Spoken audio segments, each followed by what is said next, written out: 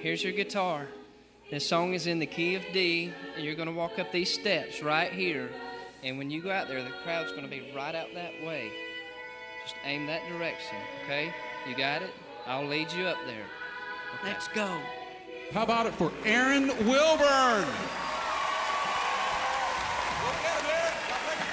Old boy back home got off work on Friday evening. Instead of going home, he went out with a bunch of boys from work. Did things all weekend he shouldn't have done. Partied and carried on. Spent all his paycheck. Got home late Sunday night and his wife asked him where he'd been. He told her. She started screaming and carrying on, ranting and raving. Did that for about 45 minutes and then she just shut up. Then quietly she looked at him and asked, "How would you like it if you just don't see me for about 3 days?" He said, "That'll be fine with me." So he woke up on Monday and he didn't see her. Woke up on Tuesday and he didn't see her. Woke up Wednesday morning and the swelling had gone out of his right eye just enough so he could barely see her.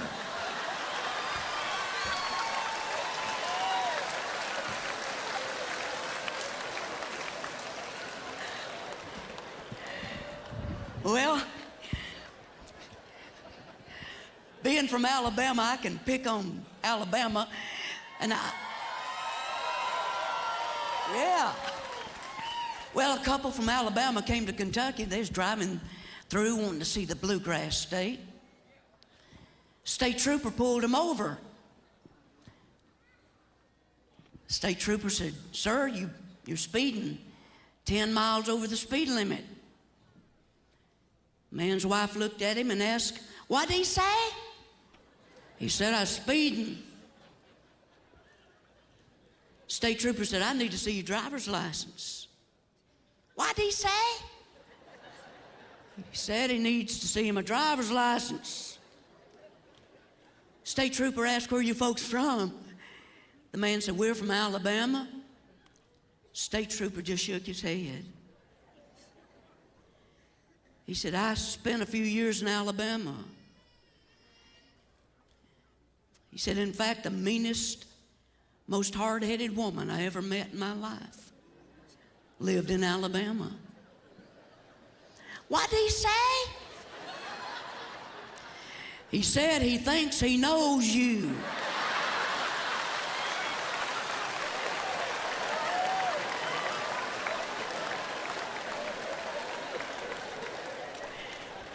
Yeah. You're from Alabama.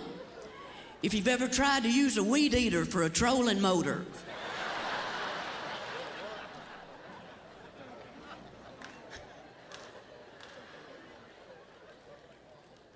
And you're a redneck woman if you've ever decorated a cake with a caulking gun.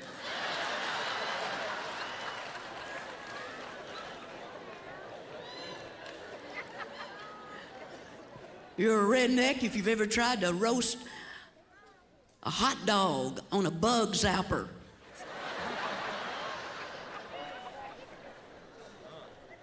You're a real redneck if you've ever taken the ribbon from around a piece of bologna and flossed your teeth.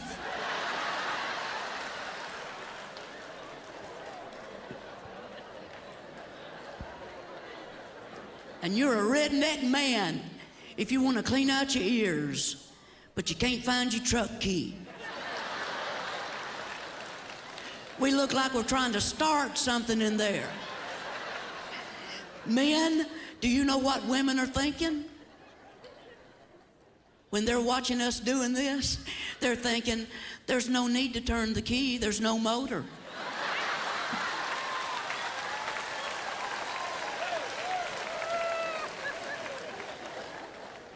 But ladies, I want to tell you something. When you're looking at your husband and he's just staring straight ahead, and you ask him, "Honey, what are you thinking about?" And he says, "Nothing." I want to tell you what he's thinking about. Nothing. We men have the ability to think about nothing for 30 minutes at a time. Women can't do that because we're just made so different. And it's even in our vocabulary and the need to talk. According to real statistics, men on the average speak about 15,000 words a day. Women, on the other hand, according to statistics, speak 30,000 words a day. So I asked my wife, why do women need to talk twice as much as men? She said, because we have to repeat everything we say.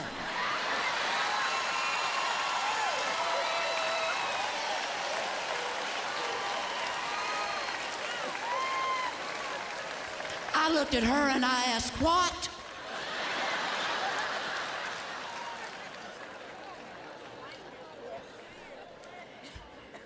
And being from the South, you know, I really appreciate these Cracker Barrels and these rocking chairs out front.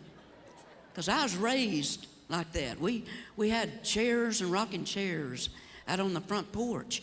And you sit out on the front porch and you ponder. Folks from the South ponder things that other people don't care about. We ponder things like if a number 2 pencil is the most popular pencil in the world, why isn't it number 1?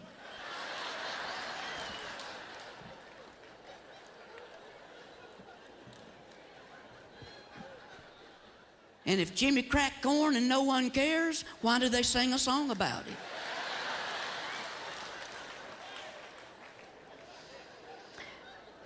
And if somebody offers you a penny for your thoughts and you put in your 2 cents worth, what happens to the other penny?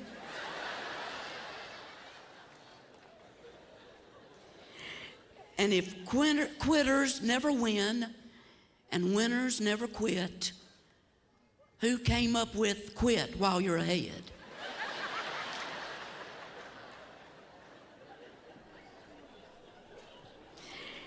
And if it's true that we're here to help others, what are the others here for?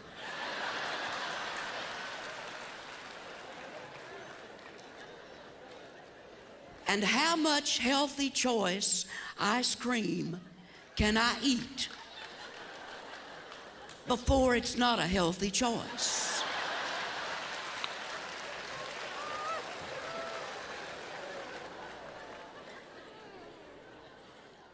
And what happens if you get scared half to death twice?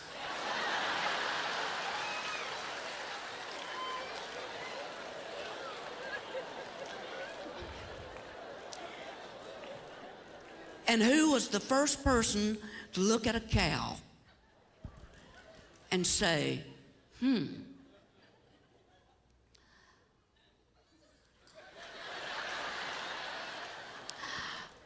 I think I'll squeeze those dangly things and drink whatever comes out.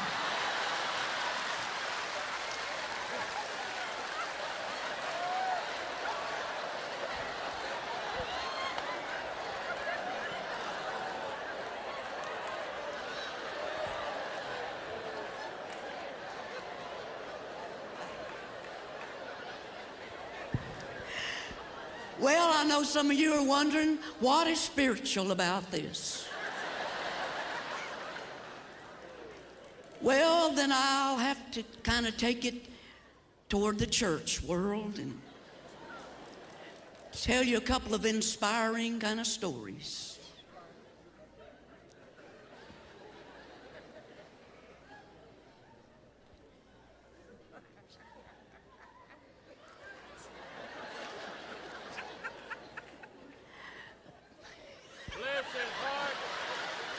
Y'all don't believe it, do you? Well, there's a couple in a church and they'd wanted a baby for years, and after 14 years of marriage, still no children. One night, about 12:30, They knocked on the pastor's door. They said, "Pastor, we believe tonight the Lord spoke to us. And we believe if you will anoint us with oil and pray for us, God is going to give us a baby." He was trying to wake up, and he said, "All right." And his wife was in the room by that time, and he said, "Honey, go get the anointing oil." And she said, "I'll be right back." A few minutes later, she came back, and she said, "Honey, I couldn't find the anointing oil. All I could find is this 3-in-1 oil."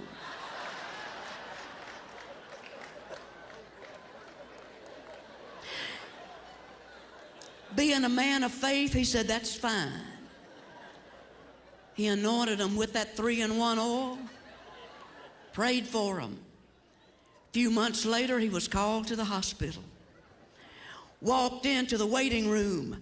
There was that new dad walking the floor. And the young man said, "Pastor, have you heard? We had triplets." The pastor said, "Oh, I'm so sorry. When I anointed you with that 3-in-1 oil, I had no idea it would have this effect." And the young man said, "Don't worry about it, Pastor. We're just praising the Lord you didn't use WD-40.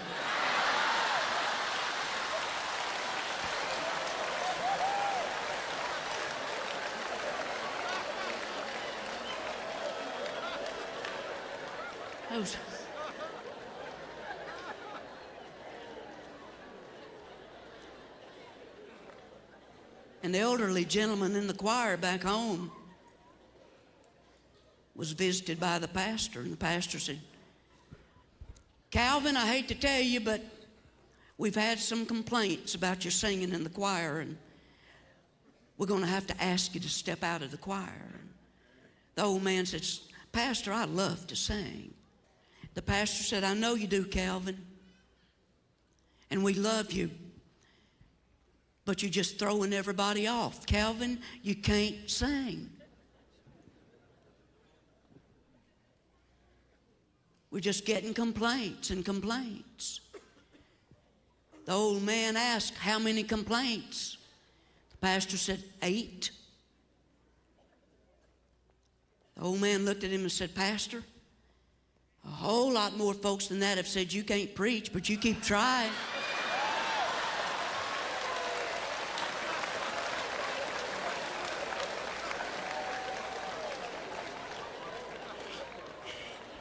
Now,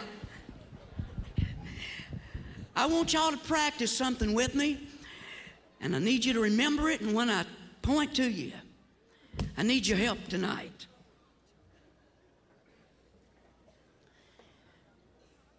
Can you do this? Meow.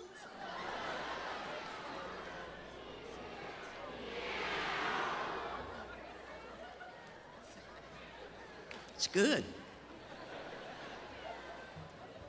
Let's try it again.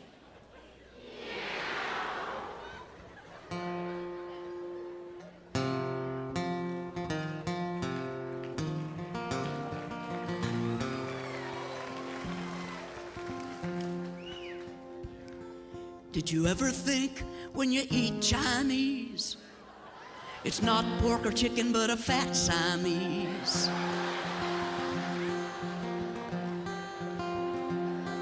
But the food tastes great so you don't complain. But that's not chicken in your chicken chow mein. Seems to me I ordered sweet and sour pork, but Garfield's on my fork. He's purring on my fork. There's a cat in the kettle at the Peking room, the place I eat every day at noon. They'll feed you cat, you'll never know, once they wrap it up in dough, boys. They fry it real crisp in dough.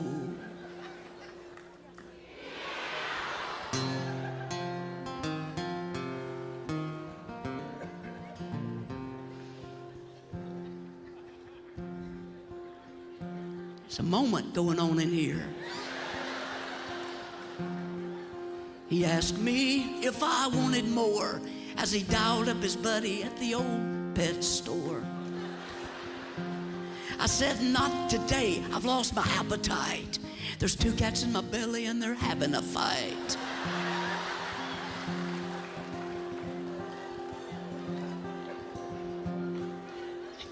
I was sucking on a Rolaids and a Tums or 2 when I thought I heard it mew, boys. That's when I knew there's a cat in the kettle at the Peking room, the place I eat every day at noon. They'll feed you cat and you'll never know. Once they wrap it up in dough, boys, they fry it real crisp in dough.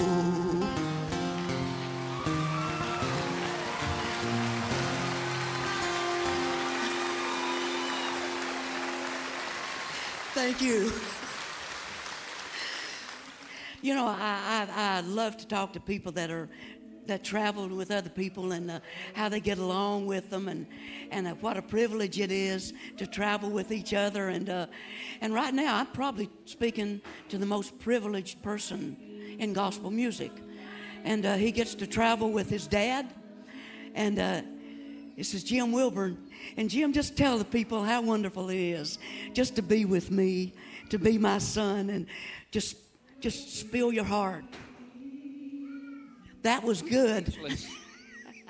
There's not much to say. Well, it's good to be in the South, where you can say anything you want to about people, as long as you say bless his heart. You might be from the South if you know what a doozy is,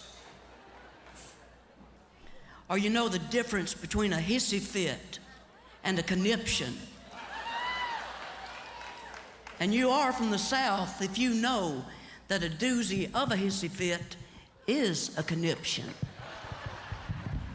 Woo! Well, I heard about a man in Toledo decided to write a book on churches in America. So he flew all the way to California to start gathering information. Flew to California, walked into a church in San Francisco. In the lobby of that church was a golden telephone on the wall. Beside it was a little sign that said, calls, $10,000. So he asked, what's the deal? Somebody told him that's a direct line to the Lord. For $10,000, you can talk to the Lord. Everywhere he went in California, every church, a golden telephone, calls, $10,000. He flew to Washington, same thing. To Minnesota, same thing. North Dakota, same thing. He decided, well, I'd like a change of scenery. So he flew down to Kentucky. Walked into a church, there's a golden telephone on the wall. Beside it, there's a little sign that said, calls, 35 cents. He asked the pastor, what's the deal? The pastor said, well, that's a direct line to the Lord. For 35 cents, you can talk to the Lord. The man said, I don't understand. I've been out west, in the Northwest, everywhere I've been. The calls are $10,000. What's the deal? The pastor smiled and said, boy, you're in the South. It's a local call from here.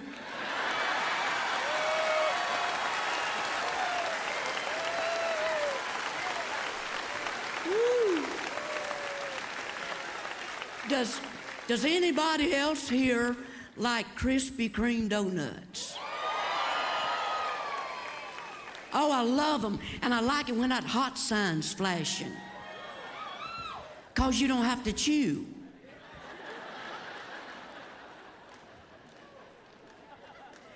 You just bite, and they just melt and go down and stay.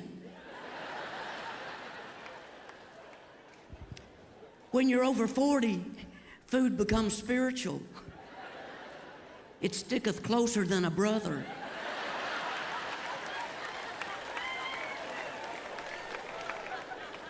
I've been buying my clothes in the boys department all my life. Turned 40 and now I'm in Huskies.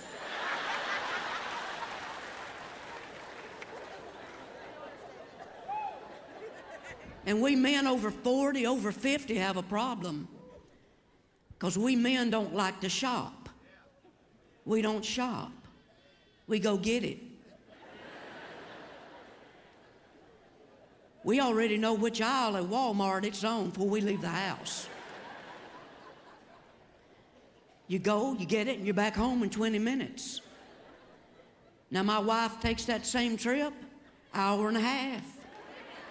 Because she finds a blouse on sale that's usually $35, and it's on clearance for $5. But before she checks out, she realizes she don't have any shoes or slacks to match.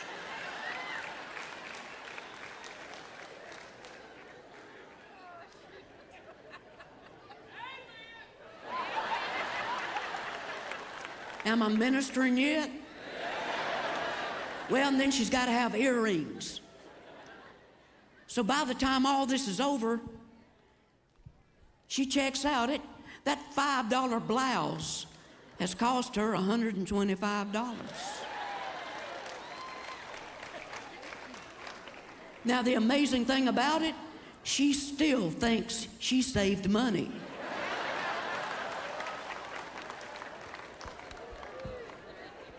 Well, since we men don't like to shop, we got a problem when we turn 40 or 50. We got to decide, how can I gain 30 or 35 pounds and still wear the same clothes?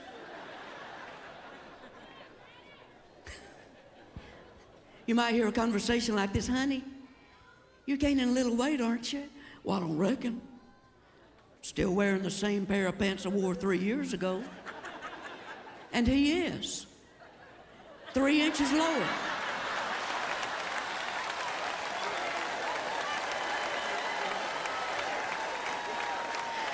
And then we can't walk straight. We walk like this. People see us coming. They don't know if we're going to turn right, left, or go down the middle.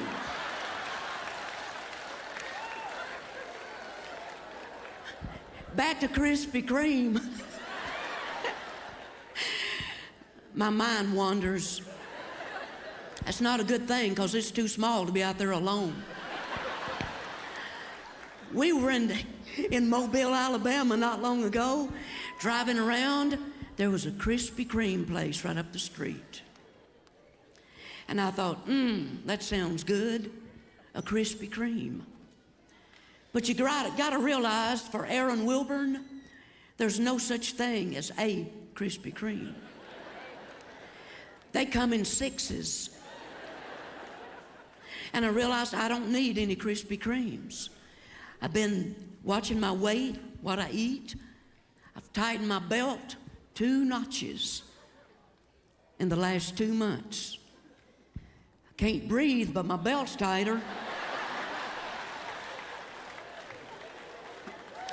And then I had a spiritual thought. What if the Lord put that place there for me?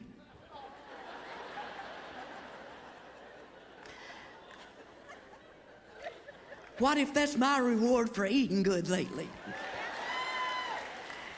So I determined, if there's an open parking space right in front of Krispy Kreme, it's the Lord. Y'all are not going to believe this. 5th time around the block, there was an open space.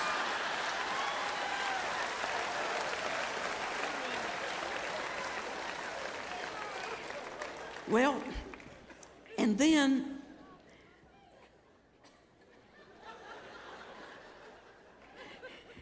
speaking of gaining weight, you go to those family reunions.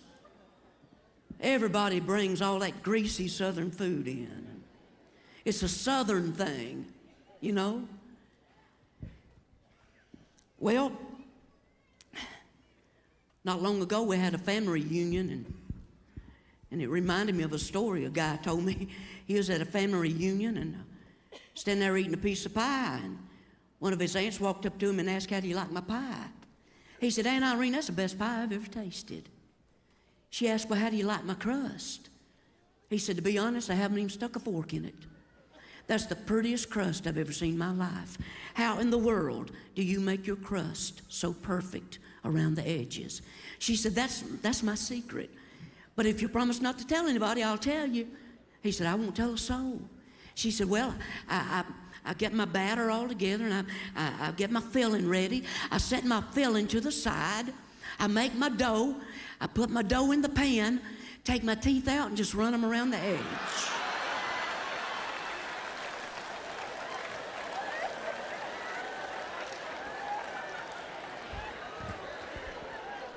Now we have our own culture in the South.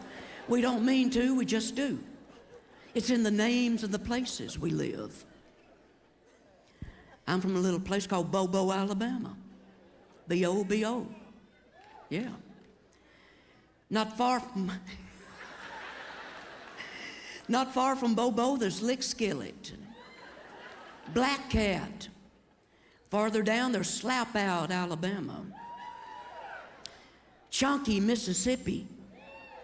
I drove through there not long ago.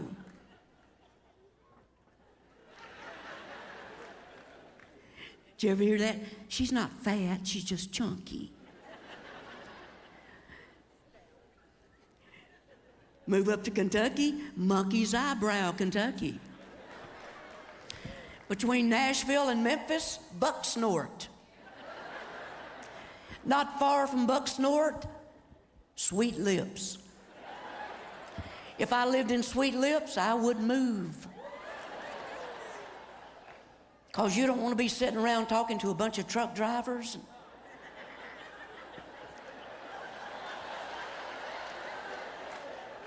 One of them asked, "Where are you from?"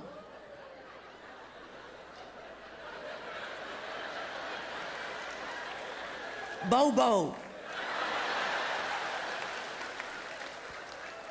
Then we give unusual names to our children. There's some in the Wilburn family, but I have to live with us. So I don't talk about us. I talk about people in the news and politicians. CNN news commentator, Wolf Blitzer. Fox News commentator, Shepard Smith. Shepard and Wolf.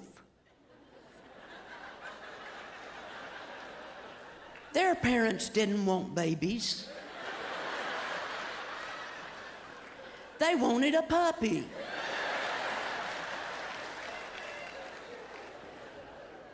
In the Gingrich family, there's Newt.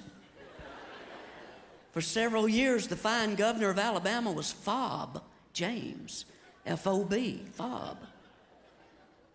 Now, is it just me, or does it make you wonder what kind of parent would look at a baby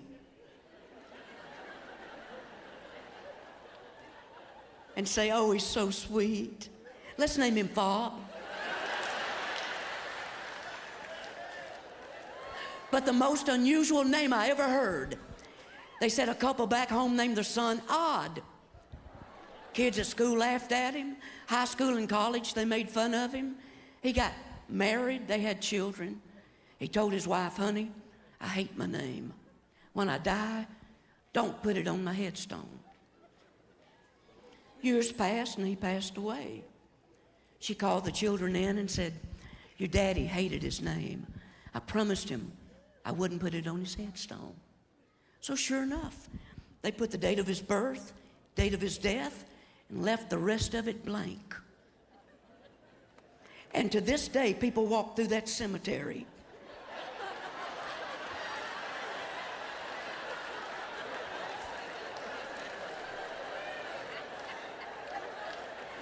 They look at that headstone and ask, "Isn't that odd?"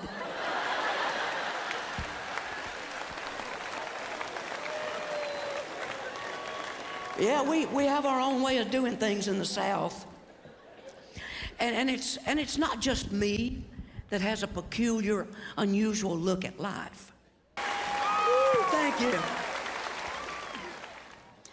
When me and my wife are having a discussion, and she says, I don't want to talk about it anymore.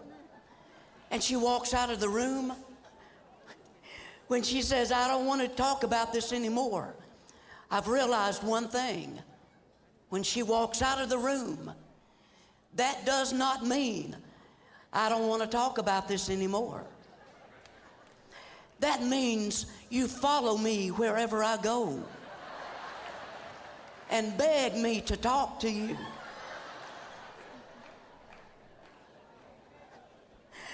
I bought my wife a mood ring just so I'd know how she's feeling. Now, a woman will warn you a week ahead. She's going to be mad next week.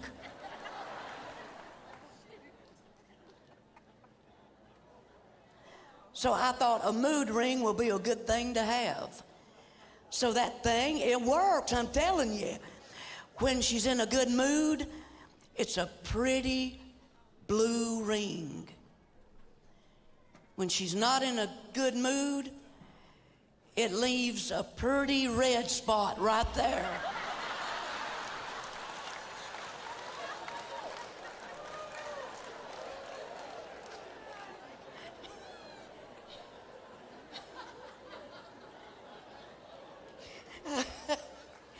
And you don't ask a wife.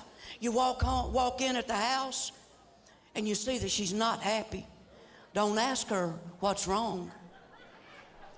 So, because she's going to tell you, you know what's wrong. Men, I am going to give you some advice from someone who has experienced all this. Do not start trying to guess what's wrong. You will give her information she didn't have.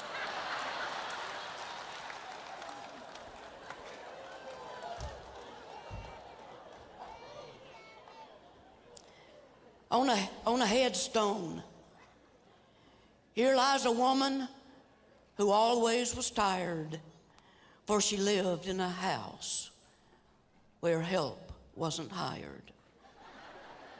Her last words on earth were, friends, I am going where washing ain't done, no cooking nor sewing. Everything there is exact to my wishes, no ironing clothes or washing of dishes. Don't cry for me now, don't grieve for me never, 'cause I'm gonna do nothing forever and ever.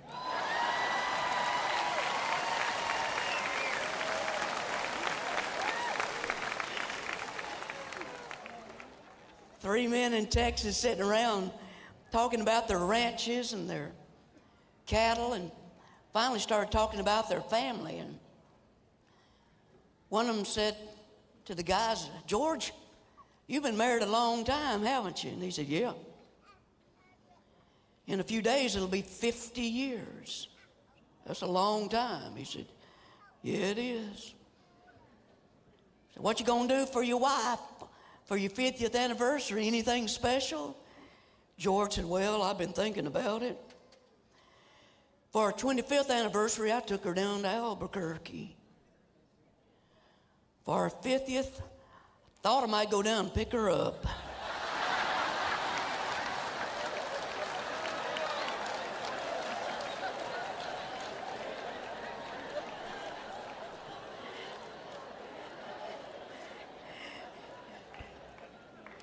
Any folks here with grandkids? Oh, yeah. You rub it in.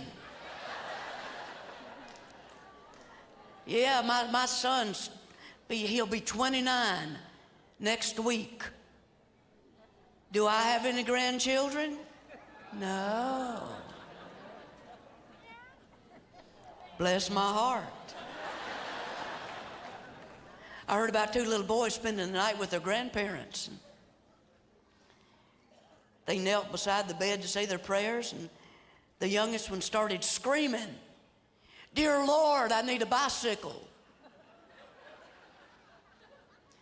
Dear Lord, I pray for a new Xbox."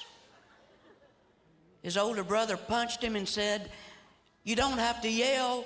God's not hard of hearing." Little boy looked back and said, "I know, but Grandma and Grandpa are."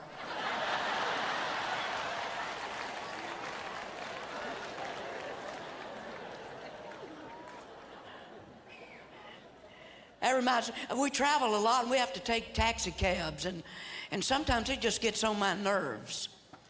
I had a guy in Oklahoma drove me what should have been a 30-minute drive around from the airport to the motel. Took an hour and a half. He was going to charge me $95. This is a true story. And I said, "No." I said, "You got lost. You told me that you passed the exit 35 minutes ago." And he said, "Yeah, but you were lost with me."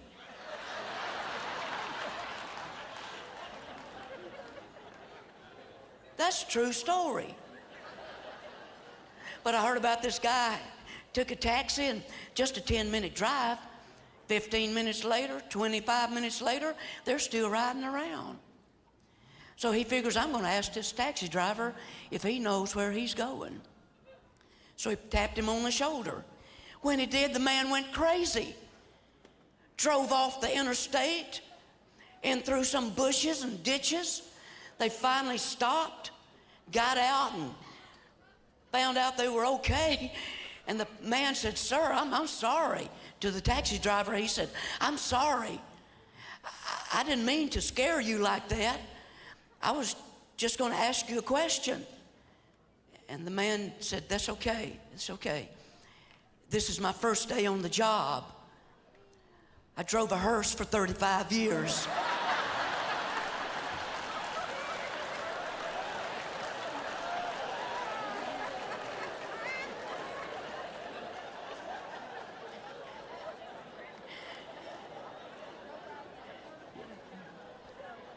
There's a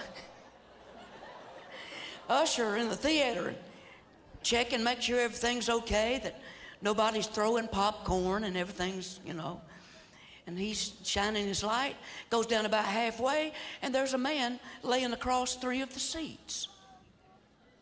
And he told the man, "Sir, you're going to have to sit up. You cannot take up 3 chairs." And the man just laid there. So he went and got the manager. The manager told the man, "Sir, you've been told you cannot take up 3 seats in this theater." The man just laid there. They went and brought the security guard. The security guard said, "You've been told twice, and now I'm telling you, if you don't sit up, I'm going to throw you out of here." And the man just laid there. The security guard asked, "What is your name?" He said, "Richard." He said, "Where are you from?" He said, "Up in the balcony."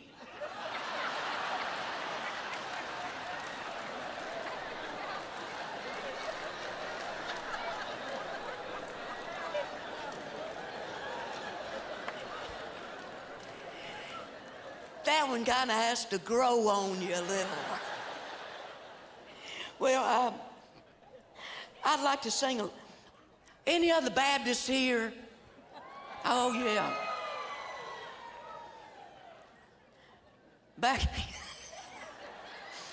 That's some of the weakest Baptist response I've heard in a long time.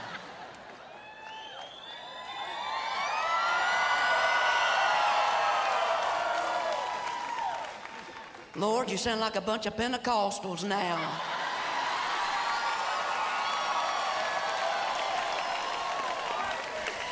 Hey, isn't it wonderful when the children of God can sit together and forget which church we go to?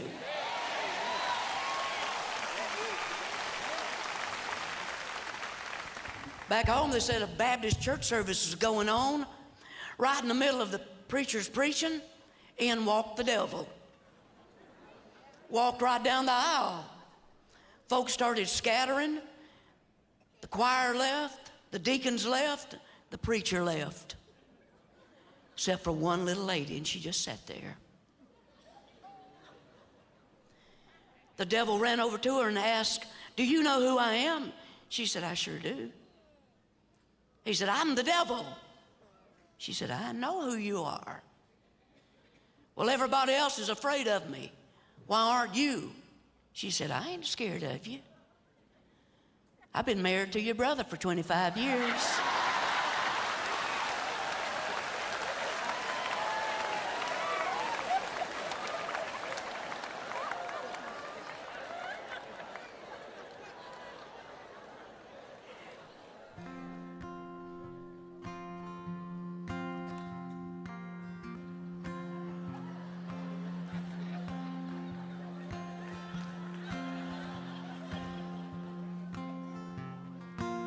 It's been raining for weeks.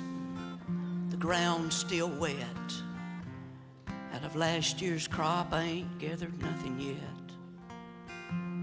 But I still remember what my daddy used to say. If a man's got the will, he'll make it some way. My brother came by and borrowed my last 10. Probably be a year before I'll see him again. Lending money to kin folks just never did pay. But I've got the will and I'll make it some way. I went down to the bank to ask for a loan. I'd have come out better if I just stayed home. They said I've still got last year's loan to pay, but I've got the will and I'll make it some way. This world situation's got things in a mess. I'm afraid we haven't seen the last of it yet. But the Lord has promised that He'll never forsake. We've got the will. We'll make it some way. Got a phone call this morning. My uncle passed away. Sure was bad news for me to get today. He's got 100 oil wells, pumping 1,000 gallons a day. And I've got his will. I'll make it some way.